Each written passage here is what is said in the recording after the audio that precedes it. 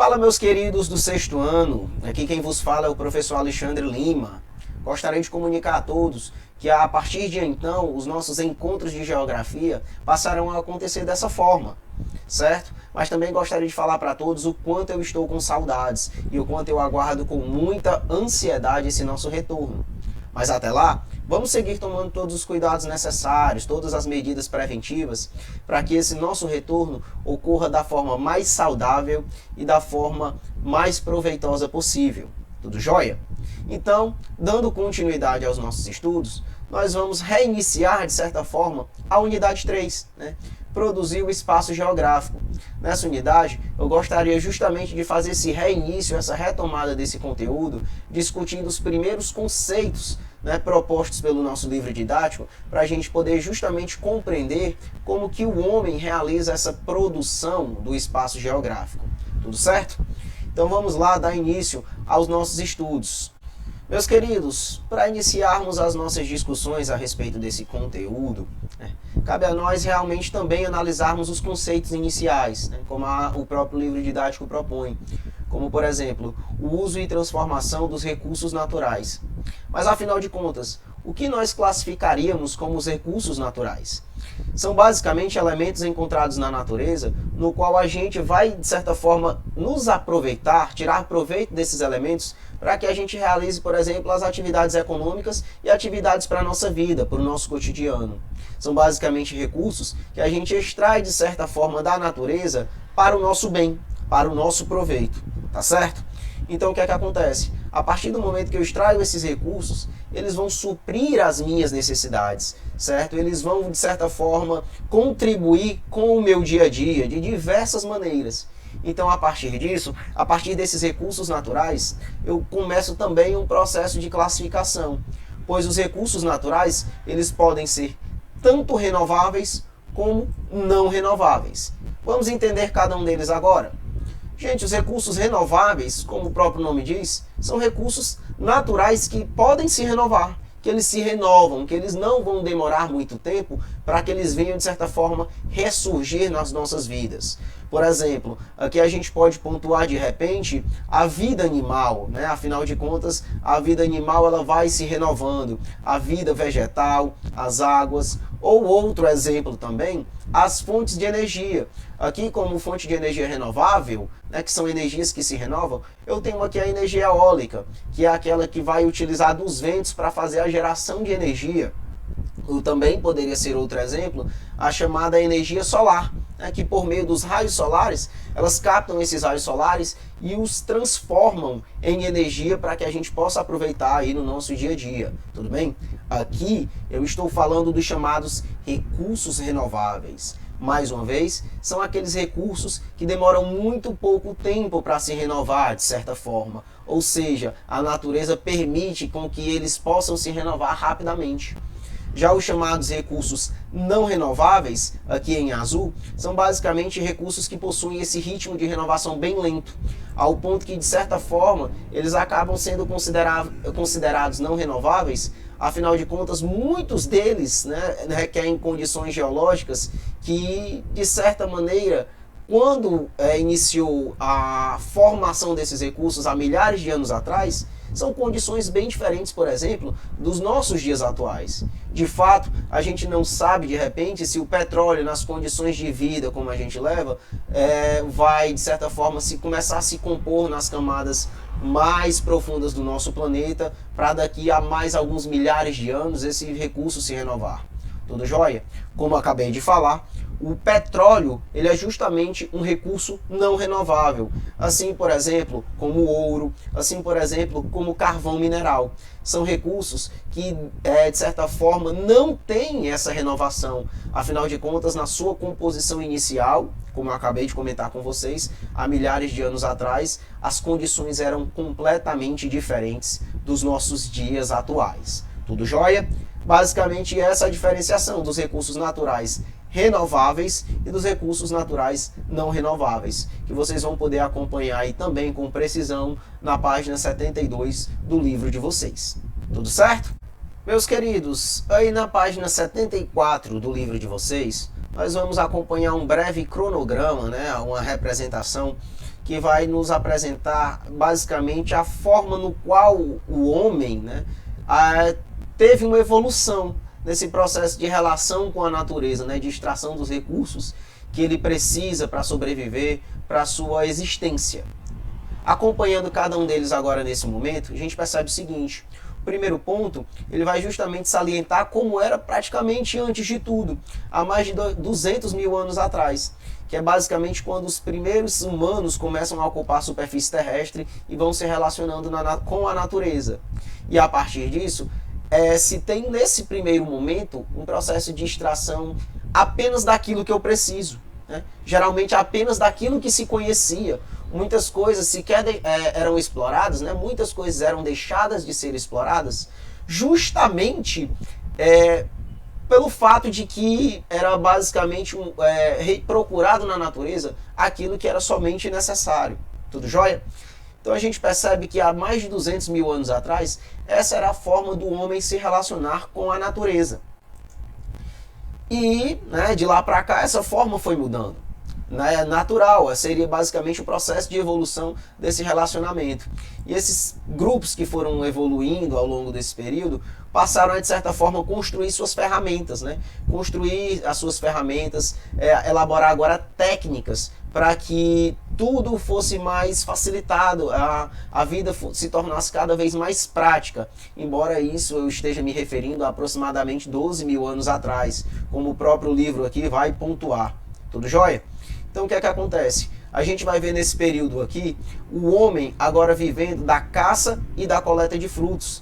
Né? No caso, a caça de animais e a coleta de frutos e sementes. A gente também vai utilizar como instrumento de extração da natureza a pesca.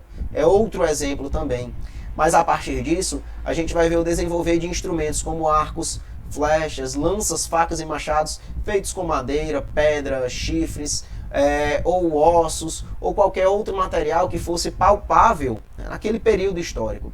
A partir disso, a gente também vai ver uma forma totalmente do homem se relacionar com a natureza, uma forma totalmente diferente dos dias atuais. Por exemplo, aqui, de certa forma, o homem não se fixava num determinado local. O homem ele era classificado como homem nômade. Na medida que ele explorava os recursos de uma determinada região, de um determinado local, e esses recursos se extinguiam, ou as condições climáticas mudavam, eles saíam desse local e iam desbravar outros locais. Né? Afinal de contas, até então não se tinha o domínio da agricultura. Foi a agricultura a responsável por fixar o homem alguns milhares de anos depois para fixá-lo num determinado local. Afinal de contas, se o homem passou a deter o domínio da agricultura, né, ele passou a manipulá-la, a partir disso ele percebeu que ele não tinha mais a necessidade de ficar se locomovendo no espaço. A partir disso, ele se fixa e aí ele vai receber agora aquela classificação que a gente conhece como sedentário. Tudo jóia? A gente vai vendo, né, acompanhando esse processo de evolução dessa relação do homem com o espaço. Agora com o desenvolvimento de instrumentos, né, com o desenvolvimento de técnicas, que a gente já vai conhecer também melhor esses termos, o homem, né, o homem primitivo, ele sente justamente essa necessidade de se reinventar, né, de tornar tudo mais prático. E a partir desse processo, a gente vai acompanhando todo um desenvolvimento. Por exemplo, como eu falei para vocês, deixando a condição de nômade, agora passando a ser sedentário, o homem vai desenvolvendo aí uma série de mecanismos que vão tornando a sua vida mais prática. Vem aí a domesticação de animais, como a gente pode acompanhar aqui nessa imagem, né? A agricultura em si, sem esquecer de maneira alguma, há mais alguns milhares de anos atrás, a descoberta do fogo, né? Que também foi muito importante nesse período. Então o que é que acontece? A partir disso, desse processo de fixação, o homem vai cada vez mais desenvolvendo novas atividades, novas formas de se relacionar com o meio. E a partir disso, a sua vida vai se tornando mais prática e evolutiva. Como a gente pode observar aí, nesse momento, nessa figura, a gente vai também vendo surgir o desenvolvimento das primeiras aldeias, que a partir disso vai surgindo um conjunto de núcleos populacionais ali agrupados, formando agora meio que pequenas, né, início de pequenas civilizações nesse período. E a partir disso, a gente vê a vida humana começar a engatinhar para aquilo que vai a se tornar. É a partir desses momentos históricos que a gente vê que o desenvolvimento de instrumentos, de técnicas, de mecanismos que vão, de certa forma, tornar a vida do homem mais prática, vão justamente evoluindo cada vez mais até chegar nos nossos mecanismos atuais. Tudo certo? Então o que é que acontece? A partir disso, né, toda essa evolução, a gente chega nos processos atuais. Por exemplo, já agora como se apresenta nessa imagem, a gente agora vê a indústria fazendo a produção de uma série de produtos, né? Uma série de coisas que vão fazer parte do nosso dia a dia. De repente, por exemplo, um calçado que o homem primitivo utilizava apenas para proteger os seus pés, agora que no século XIX, com a produção industrial, ele passa a ser fabricado, né, nas indústrias. Agora ele é fabricado com uma qualidade maior, num padrão de fato, afinal de contas os calçados vão sair iguais. Ou seja, a evolução do homem, ela não parou. Ela começou, mas de fato ela não para, ela segue evoluindo. No entanto, a gente também tem uns contrapontos, né? Afinal de contas, com determinadas atividades realizadas pelo homem no meio, no espaço geográfico, a gente vai ver também surgir alguns danos que serão muito, mas muito prejudiciais para a nossa natureza. A gente vai ver a poluição, a gente vai ver a contaminação de rios, a contaminação de solos, a gente vai ver, né, um crescimento urbano nas grandes cidades completamente desordenado. Então, a partir de tudo isso, a gente também vai vendo esses contrapontos, né, essas divergências do crescimento daquela época em que o homem só pegava aquilo que precisava, para a época atual, onde agora o homem tem a necessidade, o homem busca o lucro antes agora mesmo, até mesmo do que a sua mera subsistência, né? Agora se tem um lucro como objetivo a ser alcançado. Tudo certo?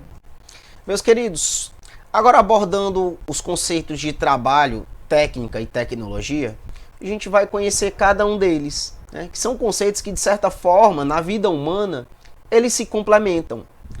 Porém, né, são conceitos diferentes. E agora a gente vai analisar cada um deles. Atenção aí no livrinho de vocês e vamos que vamos. Gente, conceito de trabalho, eu resumo basicamente a prática de atividades que vão envolver as habilidades físicas e mentais, né, do ser humano. Por exemplo, para a realização de um trabalho, antes mesmo de utilizar a minha força física, eu também tenho que utilizar a minha força mental, de certa forma, procurando, né, compreendendo como que eu vou realizar essa atividade, planejando as minhas ações para poder realizá-las com a minha força física.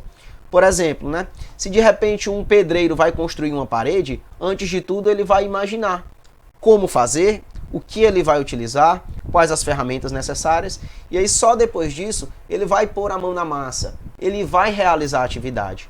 O conceito de trabalho, ele vai se restringir basicamente à ação do homem de desenvolver essa atividade, a ação do homem de desenvolver justamente a sua ação. Tudo jóia? Então o que é que acontece? A partir do conceito de trabalho, a gente percebe o seguinte: eu estou falando de uma atividade realizada pela pessoa, né, pelo ser humano.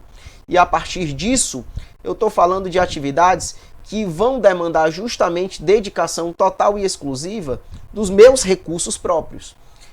E já abordando aqui, por exemplo, aquilo que a gente conhece como técnica, a técnica, gente, vai corresponder basicamente ao como fazer, né? Os métodos, os instrumentos que eu vou utilizar, aquele passo a passo.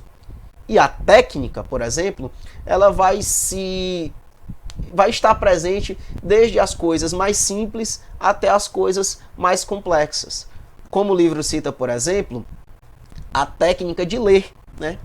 Que de certa forma, um pouco mais simplificada, vai exigir da gente, de certa forma, um aprendizado, o desenvolvimento desta técnica, para que nós possamos realizar a leitura, assim como a de escrever, assim como a de arrumar uma cama. Já, por exemplo, a realizar uma cirurgia, né? De repente, a realização de uma cirurgia não é algo que a gente tem uma técnica assim, de certa forma, tão simples. A gente passa por todo um processo de aprendizado, todo o processo do desenvolvimento de uma técnica, que de certa forma vai necessitar, de uma série de cuidados. Afinal de contas, estou falando de certa forma, realizar a abertura do corpo humano, né, de partes do corpo humano, para que, de certa maneira, a gente venha realizar o trabalho, né, feito por nós mesmos. Assim como também a técnica na construção de um túnel, né? Afinal de contas, construir um túnel não é tão simples, não é uma técnica simples, é uma técnica complexa, né? A gente vai precisar de uma série de instrumentos, de mecanismos, de uma forma de como fazer para que a gente atinja o nosso objetivo final. Assim também como a extração do petróleo, né? Que se eu falasse, por exemplo, há 200 anos atrás a respeito do petróleo, muitos nem saberiam que recurso seria esse. Pouco tempo depois se descobriu, mas precisou realmente desenvolver técnicas para que eu pudesse realizar a extração e para que eu pudesse realizar o seu aproveitamento, para que eu pudesse extrair da natureza, para que eu pudesse manipulá-lo, para que eu pudesse utilizá-lo na minha vida cotidiana.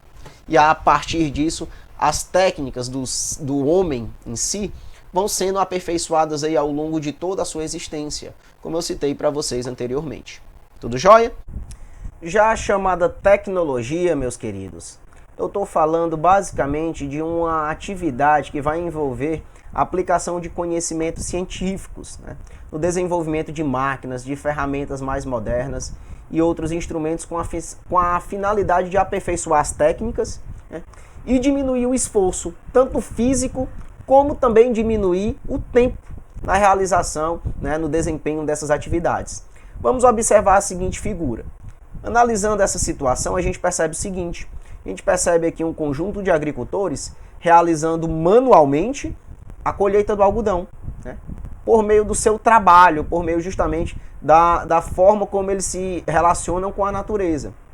Querendo ou não, comparando a segunda imagem, né, a primeira atividade apresentada aí na primeira imagem é basicamente uma atividade que demanda muito tempo e muito esforço físico dessas pessoas. Afinal de contas, é tudo realizado por essas pessoas. Já na segunda imagem, eu observo o seguinte: eu observando uma máquina fazendo o trabalho, né, pelo homem. Eu percebo também o seguinte detalhe: a máquina está fazendo um trabalho que teria que ser necessário várias pessoas para realizar o trabalho que ela realiza nessa mesma quantidade. No entanto, a máquina vai se sobressair. Além disso, a máquina ela vai ter, por exemplo, a otimização do tempo. O tempo para a realização dessa atividade ele vai ser reduzido. Ou seja, eu vou ter um instrumento realizando por mim uma atividade que iria me demandar muito da minha força, iria me demandar um grupo muito grande ali me dando auxílio, e de certa forma está tirando também, né, otimizando aquele tempo que eu iria gastar para realizar a colheita do algodão. Tudo certo? A partir desse momento, a gente percebe como as máquinas, né, de certa forma, vão substituindo o homem em algumas atividades, otimizando, né, o seu tempo e, de certa forma, lhe poupando, né, poupando o seu esforço físico. No entanto, a gente também sabe o quanto a questão da tecnologia também vem tornando obsoleto, tornando esquecido, de certa forma, a atividade humana. A gente vê também de maneira infeliz as máquinas tomando o lugar dos seres humanos em alguns setores produtivos. E, de certa forma, essa mecanização das atividades também podem desencadear, por exemplo, consequências muito graves, como, por exemplo, o desemprego, né, e algumas outras consequências. Tudo jóia? Meus queridos, por hoje, essa é a nossa videoaula. Na nossa próxima aula, a gente vai iniciar uma segunda parte, né? Um segundo capítulo do nosso livro, que vai ser justamente esse formas de produzir o espaço, né?